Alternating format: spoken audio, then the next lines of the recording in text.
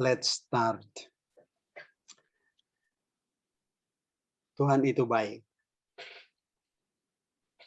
Fasilitas satu-satunya yang Tuhan sediakan untuk kita buat masing-masing siap surga adalah doa. Saya ikuti dari tadi kegiatan dari 24/7 ini sudah seperti apa yang dicontohkan oleh Yesus. Doa itu adalah segala-galanya. Ya, segala-galanya. Nah, mari karena hanya ada 15 menit, berdoa yang direstui Allah. Seperti apa itu? Pertama-tama kita jangan pernah lupa. Berpendapat dan bergiat yang berhubungan dengan agama, termasuk berdoa, harus selalu berdasar demikianlah firman Tuhan. Berdasar kitab suci. Ini, Yesaya 8 ayat 20 mengamarkan kita sebagai berikut. Dengarkanlah ajaran Tuhan, orang yang tidak bicara sesuai ajaran itu, maksudnya dalam kitab suci, tidak ada harapan. Demikianlah rumusnya Tuhan. 1 Korintus 4 ayat 6, jangan melampaui yang ada tertulis. Tertulis di kitab suci maksudnya. Jadi bergiat dalam proses berdoa, kita mesti dasarkan pada kitab suci, pada yang tertulis, yang terbaca. Jangan melampaui yang ada tertulis. Demikianlah kehendak Tuhan atau perintah Tuhan. Mengapa tidak aman mengamalbaktikan sebuah praktek atau kegiatan agamawi, kegiatan yang berhubungan dengan agama, berdasar pendapat manusia atau pendapat sendiri? Karena ada jalan yang disangka orang benar atau lurus, ujungnya malapetaka. Matius 15 ayat 9, Yesus amarkan, percuma kalau kita atau siapa saja mau beribadah kepada Yesus, sedangkan ia memegang atau mengamalkan ajaran yang adalah kehendak manusia atau pikiran manusia atau pendapat manusia. Jadi mesti berdasar Alkitab. Kegiatan berdoa kita juga harus selalu berdasar ajaran dan ajaran Alkitab yang adalah contoh Yesus. Jadi ajaran dan contoh Yesus. Yesus adalah panutan kita dan semua informasi ini ada dalam kitab suci. Jadi selain dari ini adalah proses doa yang tidak berkualitas dan tidak berkuasa. Jadi kegiatan berdoa kita harus selalu didasarkan pada informasinya Tuhan, kehendak Tuhan dalam kitab suci. Nah, bagaimana doa yang diajarkan dan dicontohkan Yesus? Doa yang berdasar kitab suci. Matius 6 ayat 6. Jika engkau berdoa, masuk kamar, tutup pintu, berdoa kepada Bapamu yang ada di tempat tersembunyi. Bapamu yang melihat yang tersembunyi akan membalasnya kepadamu. Ini doa contoh Yesus. Doa contoh Yesus adalah pribadi. Berempat mata saja dengan Tuhan. Nah, kita ini sedang dalam proses doa umum. Bukan hanya pribadi kita dengan Tuhan, tetapi kita umum. Dan ini sangat baik saya lihat. Namun proses doa umum oleh 24/7 ini kalau boleh diamalkan sedemikian rupa sehingga menjadi sangat pribadi.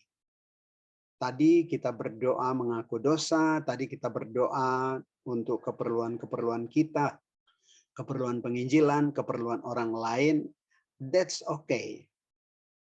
Masih Alkitabiah, sebab ada banyak contoh seperti itu dalam Alkitab. However, dalam proses berdoa kita yang umum ini, kalau boleh sepribadi mungkin, bagaimana sepribadi mungkin, kita akan pelajari kemudian. Sebab 6 pertemuan kita dalam devotion ini, untuk hari ini, berdoa yang direstui Allah, besok syarat doa dikabulkan, berikutnya contoh kualitas doa Yesus, dan yang berikut meditasi, yang berikut lagi audiensi, dan yang terakhir suplikasi. Itu hari Jumat atau mungkin hari Sabat.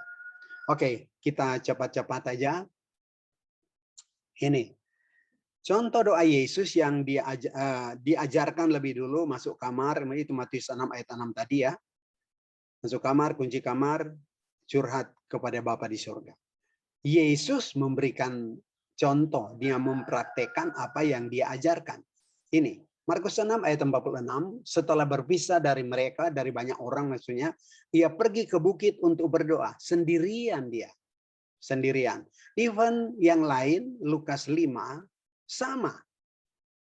Ini kabar tentang Yesus makin jauh. Bagian akhir adalah, akan tetapi ia mengundurkan diri ke tempat yang sunyi, sendirian, dia sendiri. Dia tidak, mari para murid, Petrus, Yohanes, Yakobus, mari kita menyendiri, kita berdoa. Sendirian. Akan tetapi ia mengundurkan diri ke tempat yang sunyi dan berdoa. Lukas 6 ayat 12, itu peristiwa yang berbeda dengan Markus dan Lukas 5 tadi. Ya. Pada waktu itu pergilah Yesus ke bukit untuk berdoa. Semalam-malaman ia berdoa kepada Allah. Ada informasi baru di sini. Dia pergi ke bukit sendirian berdoa.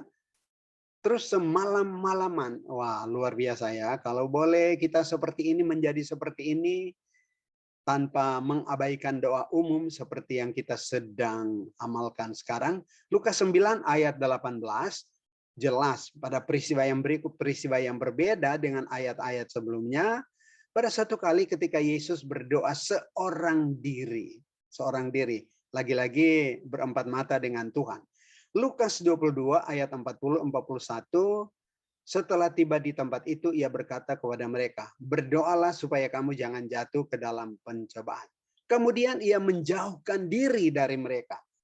Nah, ini dengan murid-murid, tetapi dia himbau mereka berdoa sendiri masing-masing. Dia sendiri menjauhkan diri sepelempar batu jauhnya dari mereka, dan dia berdoa. Yesus berlutut dan berdoa. Banyak lagi event-event dalam Alkitab contoh Yesus, selain ada sekitar 6 contoh ini, 6 atau 5 contoh ini, menginformasikan bahwa kehidupan berdoa Yesus, dia tidak mengabaikan doa umum bersama murid-murid, seperti contohnya di ruang atas di kota Yerusalem. Pada waktu Yesus memimpin perjamuan, dia memimpin doa bersama-sama dengan murid-muridnya. Tetapi banyak kali pribadi. Nah, nanti kita lihat kemudian bagaimana pentingnya berempat mata dengan Tuhan, seperti yang diajarkan oleh Yesus dalam Matius 6 ayat 6, dan dia contohkan dalam berbagai event yang berbeda dalam ayat-ayat ini, bahwa dia menyendiri dan berdoa. Selalu saja dia himbau murid-muridnya, oke, kamu tinggal di sini, cari tempat masing-masing, berdoa masing-masing, aku mau ke sana, menjauhkan diri, dan aku mau berdoa sendirian. Oke, mari kita lihat selanjutnya. Kesimpulan. Contoh doa yang paling banyak Yesus amalkan adalah berempat mata dengan Bapa di surga. Doa sendirian. Paling banyak. Doa umum, yes. Ada juga yang dipimpin oleh Yesus. Informasi dari kitab suci. Tetapi paling banyak Yesus amalkan adalah berempat mata dengan Bapa di surga. Ini inspirasi dalam Kebahagiaan Sejati halaman 110-111. Mari kita analisa maksud Tuhan dalam inspirasi ini. kita harus berdoa dalam lingkungan keluarga. Ya, berdoa renungan pagi keluarga. Dan di atas semua, perhatikan kata yang dimerahkan ini, ditulis merah. Di atas semua, kita jangan lupa berdoa sendirian. Karena inilah kehidupan jiwa. Kebalikan dari kehidupan jiwa, kematian jiwa ya. Mau hidup jiwa, ini jiwa selalu ada hubungan dengan rohani, dengan iman. Mau kehidupan jiwa kita bersemarak, doa sendirian. Demikianlah kebahagiaan sejati, halaman 110. Lebih jauh.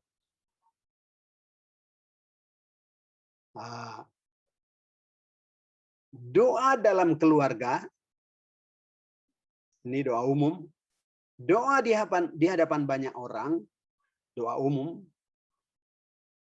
Inspirasi firman Tuhan, kehendak Tuhan menegaskan, tidak cukup. Bukan salah. Doa umum bukan salah. Tidak cukup. Tidak cukup. Nasihat Tuhan tidak cukup. Di tempat yang sepi, biarlah jiwa itu terbuka di hadapan pemandangan Allah. Doa menyendiri itu hendaknya hanya didengar Allah, dan seterusnya ini.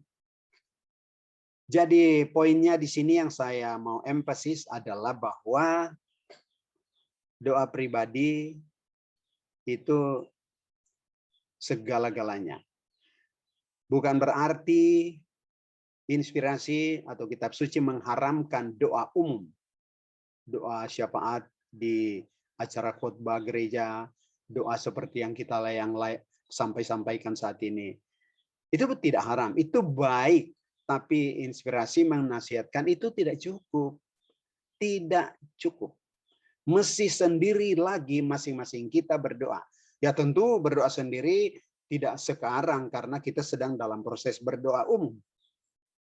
Ya, nantilah sebentar malam, dan kapan saja atau sebelum mulai acara ini kita bisa meditasi atau berdoa sendiri dulu, baru bergabung di acara seperti ini. Saya terkesan dengan acara ini baik sekali ya.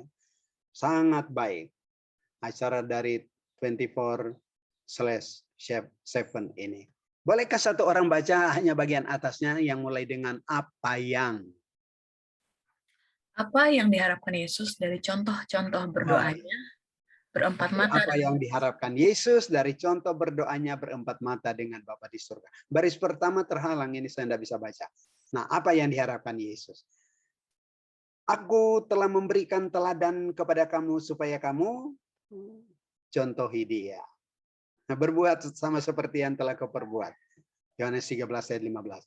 Jadi Yesus itu jadi manusia karena dia akan menjadi panutan atau contoh utama kita dalam beragama dan berujung siap surga.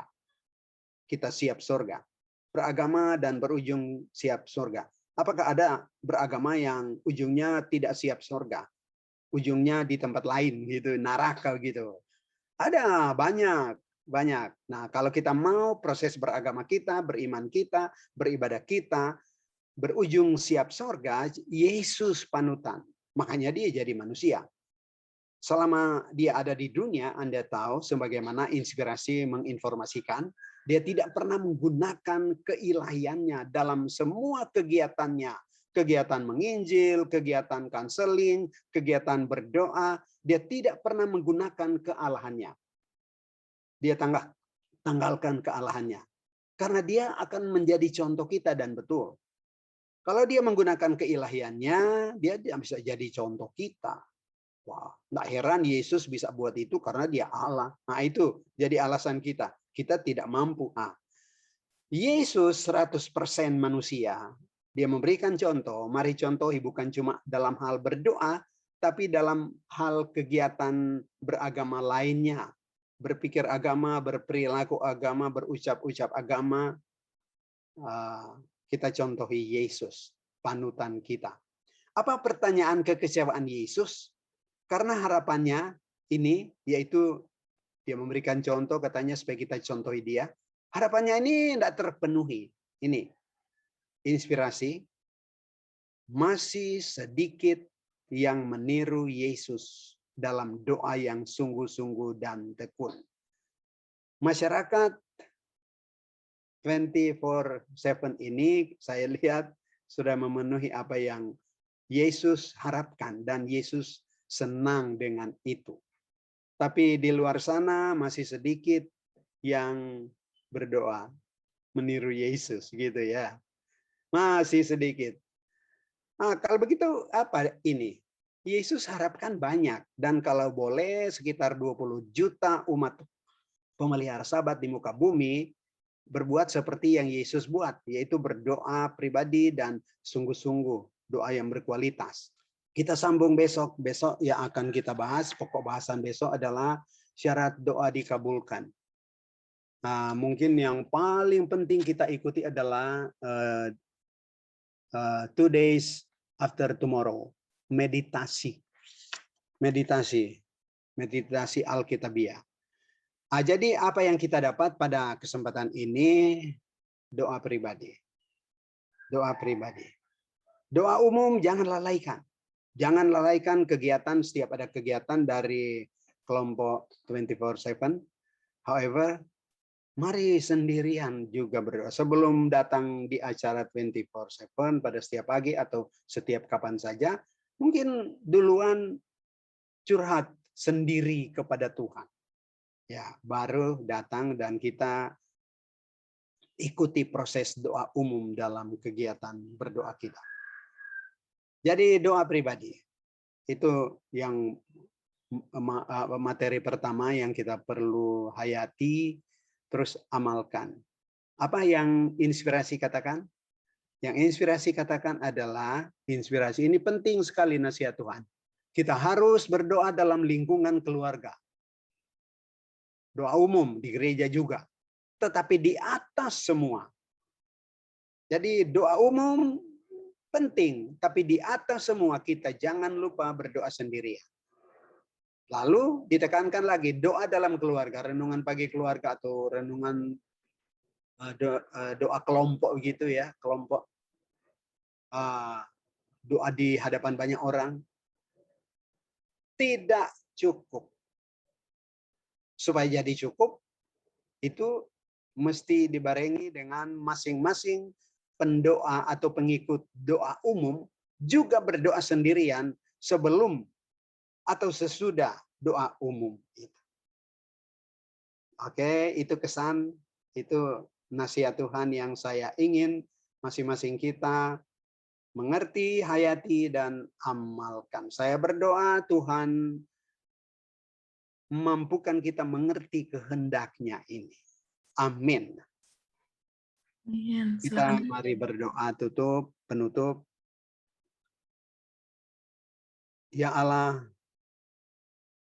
terpujilah Engkau dari kekal sampai kekal karena besar dan ajaib segala pekerjaan-Mu, adil dan benar segala jalan-Mu. Terpujilah Engkau dari terbit sampai terbenam matahari setiap hari. Karena Engkaulah pemilik segala kebesaran, kejayaan, kehormatan, kemasyuran, keagungan, kemuliaan, dan keperkasaan.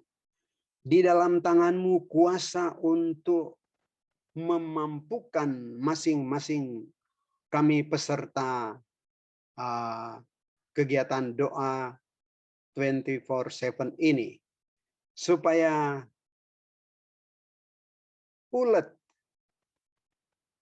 dan selalu bergembira rohani dalam proses berdoa. Kami mohon berkat-Mu. Kami mohon berkat-Mu. Dan kami tunggu berkat-Mu itu di dalam nama Yesus. Amin. Amin.